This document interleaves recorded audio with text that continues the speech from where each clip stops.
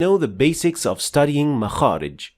Let us start with the first and the easiest area of articulation, which is the oral cavity. This area is the makhraj of the three long vowels, which are alif. The second is waw preceded by dhamma, and that is al-Madiyya. And last is ya preceded by kasra, and it is also called al-Madiyya.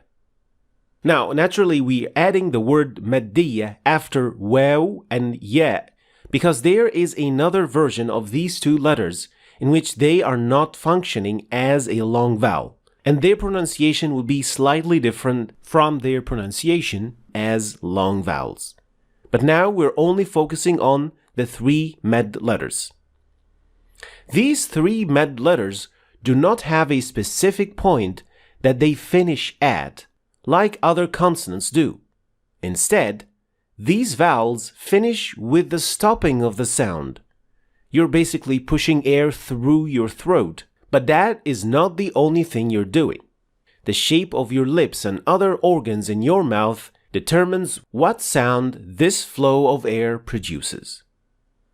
To understand more what I mean, let us start by the first one, which is alif. Alif is always preceded by a letter with fatha, so it is always used as a med letter.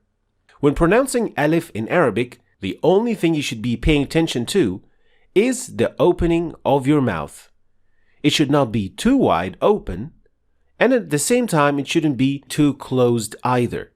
It should be somewhere in between, an average opening. Like when we say ماء قال على. So the opening of the mouth should be an average one to produce the alif properly.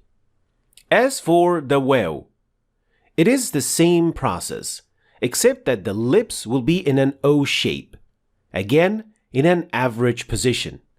This means that the O shape of your lips should not be too open or too wide, and at the same time it shouldn't be too tight either. قالوا يلوون ثلاثة قروء. If the shape of the mouth is too open, a hint of the sound of alif will be mixed with the waw, and that is not correct, of course. There are other common mistakes that could be related to the sound of waw, and I explained those extensively in a separate lesson. So check that one out if you want to learn more about the common mistakes of the sound of waw. The final sound is the ya. This sound is very similar to the way the alif is produced, but the only difference is that the tongue, the middle of the tongue, is raised when it comes to pronouncing the E sound, or al-Madiyya. So we say E, Si, Et, Fi. So these were the three letters that are produced from the mouth cavity, or from الجوف. A, U, E. So in this first lesson,